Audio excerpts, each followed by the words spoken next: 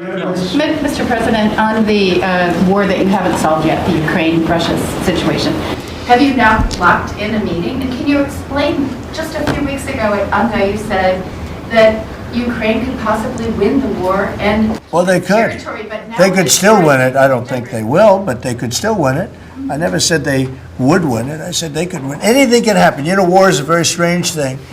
A lot of bad things happen, a lot of good things happen. If you look at the Middle East, I would say prior to us hitting Iran so hard, we could have never made that deal because you would have had a dark cloud over the Middle East when we took out their nuclear capability, which was one of the great military maneuvers of all time. It was flawless. You saw that. Yeah. Those magnificent B-2s. I mean, that was a flawless move that was done by some very talented people, headed up by Pete and everybody else. And as the Prime Minister, we're here to talk about trade, submarines. And it totally opened up the Middle East. It took the cloud over the, we had a dark cloud over the Middle East, and now it's all, I mean, we have a little situation relatively with Hamas, and that will be taken care of very quickly if they don't straighten it out themselves, because they're in violation of their agreement. President Putin on Thursday, did you discuss his ongoing attacks on civilian areas in Ukraine? Yeah. Did you talk, did you say cut it out? Did you say show an article of good faith to me? I did. But as you know, most of the people dying are soldiers. The soldiers that are dying in Russia and Ukraine, it's unbelievable. 5,000 to 7,000 a week. Can you believe it? And I look at that and I say it's pretty amazing. But in addition to that, there are attacks on Kiev and some of the other places.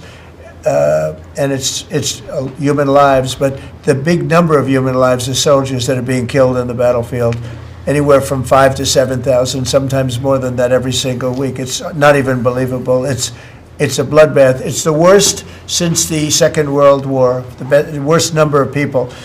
And you know, it doesn't affect us in any way. We don't pay anything because now they pay us for the weapons that they get. The NATO is paying us for the weapons, as you know.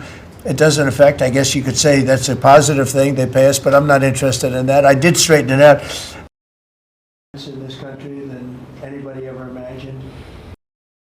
That's a war that would have never happened if I were president. But we do speak about that. I speak about all of the lives, but I do speak about the civilian lives here. Done such an amazing job on the Ukrainian children who were abducted by Russia. Would you support Senator Lindsey Graham's bill to declare Russia a terrorist state? And you have within your power, you're the most powerful man on earth. Why don't you just enable Ukraine to finish this war tomorrow? Well, if you knew anything about what you were talking about, you'd be able. You do. I don't think you do. Really, I don't think you do because it's a little more complicated than that. But it sounds easy. We're in the process of trying to make a deal. If we make a deal, that's great. If we don't make a deal, it'll be a lot of people are going to be paying a big price.